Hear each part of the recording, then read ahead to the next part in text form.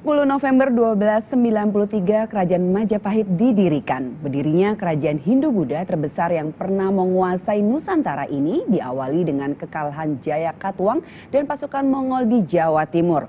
Oleh Raden Wijaya, Raden Wijaya pun diangkat sebagai raja pertama Majapahit dan mendapat gelar Kartarajasa Jayawardhana.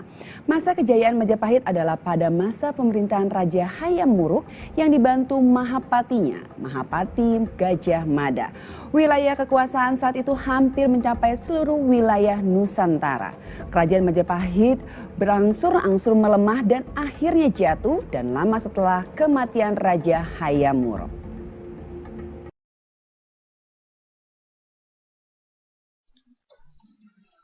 Kerajaan Majapahit. Kerajaan Majapahit merupakan salah satu kerajaan Hindu yang terbesar di Indonesia. Sumber-sumber sejarah Kerajaan Majapahit sebagian besar berupa kitab sastra, seperti 1. Kitab Pararaton. Selain menjelaskan tentang Raja-Raja Singosari, juga menjelaskan tentang Raja-Raja Majapahit. 2. Kitab Negara Kertagama yang ditulis Empu Prapanca pada tahun 1365 menjelaskan tentang keadaan kota Majapahit, daerah jajahannya, dan perjalanan Hayam Wuruk mengelilingi daerah kekuasaannya. 3. Kitab Sundayana menjelaskan tentang Perang Bubat. 4. Kitab Usaha Jawa menjelaskan tentang penaklukan Pulau Bali oleh Gajah Mada dan Arya Damar. Di samping sumber sejarah di atas, sumber sejarah peninggalan Majapahit juga berupa seni bangunan seperti candi, pintu gerbang atau gapura, pemandian, atau petirtaan. Sedangkan sumber dari luar negeri diperoleh dari berita-berita Cina seperti berita yang ditulis pada masa dinasti Ming dan berita dari Ma Huan dalam bukunya Ying Yai. Buku Ma Huan Ying Yai menceritakan tentang keadaan masyarakat dan kota Majapahit tahun 1418 serta berita dari Portugis tahun 1518. Dari sumber-sumber tersebut di atas, dapat diketahui pemerintahan Raja-Raja Majapahit, kehidupan sosial, ekonomi, serta peninggalan budaya-budaya Majapahit. Berdirinya Kerajaan Majapahit adalah usaha dan perjuangan Raden Wijaya dibantu pengikutnya. Ia mampu memanfaatkan kedatangan tentara Cina Mongol yang datang ke Pulau Jawa untuk menghukum Kertanegara. Kedatangan pasukan Kubilai Khan dari Cina dimanfaatkan untuk menyerang Jayakatwang di Kadiri, sehingga kekalahan Kertanegara dapat terbalaskan karena Jayakatwang akhirnya meninggal di ujung Galuh. Sedangkan pasukan Kubilai Khan melalui tipu muslihat Raden Wijaya dapat diusir dari Pulau Jawa tahun 1293. Setelah berhasil mengusir pasukan Kubilai Khan, Raden Wijaya dinobatkan menjadi raja pertama Majapahit dengan gelar Kertarajasa Jayawardhana. Dalam rangka mewujudkan pemerintahan yang kuat, maka Raden Wijaya melakukan berbagai tindakan seperti membangun Majapahit sebagai pusat pemerintahan, mengawini keempat putri Kertanegara, dan membalas jasa dengan memberikan kekuasaan kepada para sahabat dan pengikutnya. Contoh, Ranggalawe diangkat menjadi Adipati Tuban, Sora menjadi penguasa di Dhaka atau Kediri, sedangkan Nambi menjadi Patih Hamangkubumi di istana.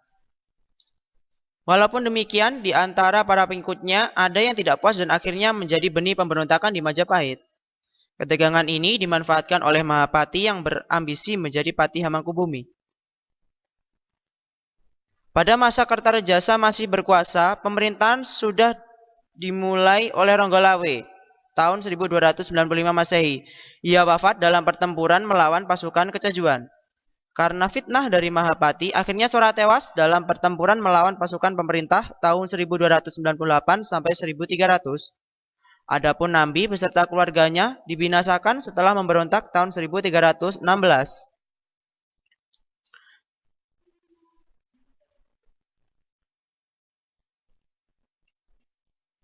Pemberontakan juga muncul pada masa kepemerintahan Jayanegara atau Kalagret.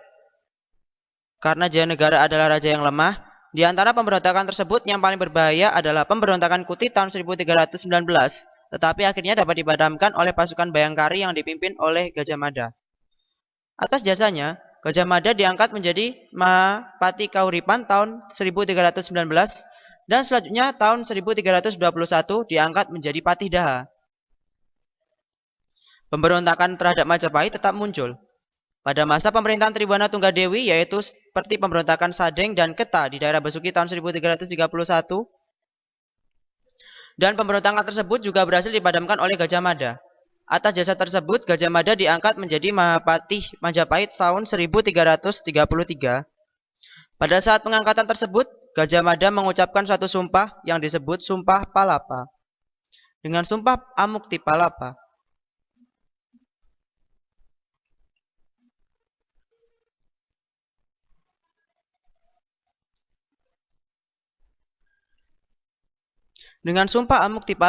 maka Gajah Mada bercita-cita mempersatukan wilayah Nusantara di bawah kekuasaan Majapahit. Untuk mewujudkan sumpah tersebut, pasukan Majapahit yang dipimpin Gajah Mada dan dibantu oleh Aditya Warman melakukan politik ekspansi atau penyerangan ke berbagai daerah dan berhasil. Atas jasanya, Aditya Warman diangkat menjadi Raja Melayu tahun 1347 untuk menanamkan pengaruh Majapahit di Sumatera. Tahun 1350, Majapahit diperintah oleh Hayam Wuruk. Ia bergelar Raja Sanegara dan dalam menjalankan pemerintahan yang didampingi oleh Mahapati Gajah Mada, Aditya Warman dan Empu Nala, sehingga pada masa tersebut Majapahit mencapai puncak kebesarannya karena daerah kekuasaannya hampir meliputi seluruh Nusantara dan Majapahit.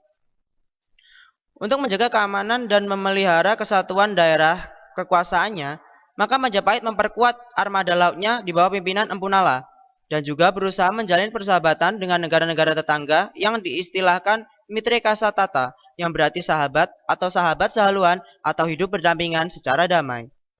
Tahun 1364, Gajah Mada meninggal, sehingga Majapahit mengalami kesulitan mencari penggantinya. Baru 3 tahun kemudian digantikan oleh Gajah Nggon. Meninggalnya Gajah Mada sangat berpengaruh terhadap pemerintahan Hayam Wuruk, sehingga pemerintahan Hayam Wuruk mengalami kemunduran. Hayam Wuruk wafat tahun 1389, selanjutnya tahta Majapahit diduduki oleh Wikramawardhana. Pada masa pemerintahan Wikramawardhana tahun 1389 sampai 1429, kehidupan politik Majapahit diwarnai oleh Perang Parekrek atau Perang Saudara antara Wikramawardhana dengan Bre Wirabumi. Perang Parekrek terus berkelanjutan, menyebabkan bintang Majapahit semakin pudar, sehingga banyak daerah-daerah kekuasaannya melepaskan diri. Mengenai runtuhnya kerajaan Majapahit, ada beberapa versi.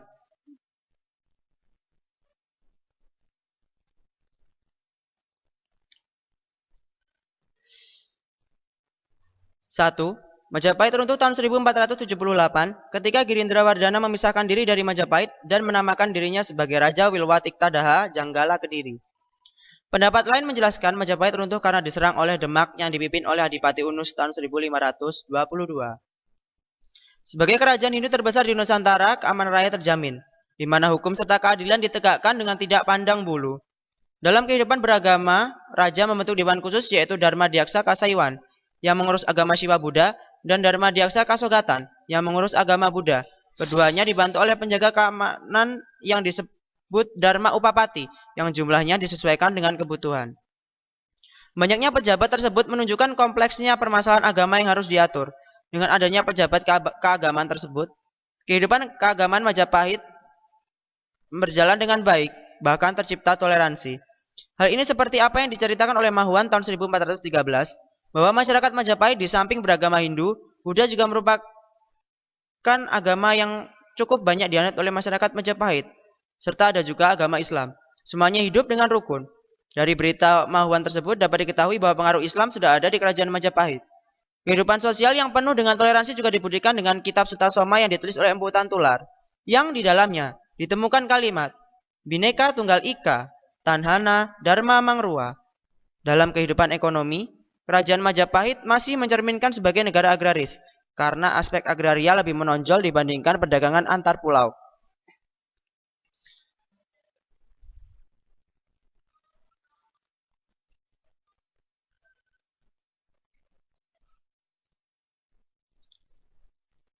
Pemerintahan Majapahit selalu berusaha meningkatkan pertaniannya dengan memperbaiki atau memelihara tanggul sepanjang sungai untuk mencegah banjir, dan di samping itu juga memperbaiki jalan-jalan dan jembatan untuk memperlancar lalu lintas perdagangan. Komoditi perdagangan Majapahit adalah beras dan rempah-rempah, Daerah-daerah pelabuhan seperti Canggu, Surabaya, Gresik, Sedayu, dan Tuban menjadi pusat perdagangan karena menumpang barang dagangan berupa hasil bumi dari daerah pedalaman. Di bidang perdagangan, walaupun tidak semenonjol Kerajaan Sriwijaya, banyak pedagang Majapahit berperan sebagai pedagang perantara. Menurut berita dari Cina, Majapahit telah memperdagangkan garam, beras, lada, intan, cengkeh, pala, kayu cendana, dan gading. Banyak pedagang Cina yang membeli barang-barang tersebut dari pedagang Majapahit. Sebagai kerajaan besar, tentu kebudayaan Majapahit berkembang dengan baik. Hasil peninggalan seni, bangunan, patung, dan karya sastra. Seni bangunan antara lain pemandian atau petirtaan, gapura yang berbentuk seperti Candi Bentar maupun Bajang Ratu, Candi Penataran di Blitar, dan lain-lain. Sedangkan peninggalan dalam bidang seni sastra antara lain kitab Arjuna Wiwaha yang ditulis oleh Empu Tantular, kitab Ranggalawe, kitab Sorondaka yang berbentuk kidung, dan juga ada kitab hukum yang ditulis oleh Gajah Mada, yaitu kitab Kutara Manawa yang digunakan sebagai dasar hukum di Majapahit. Kitab hukum Kutara Manawa disusun berdasarkan kitab Hindu yang lebih tua, yaitu kitab Kutara Sastra dan Manawa Sastra.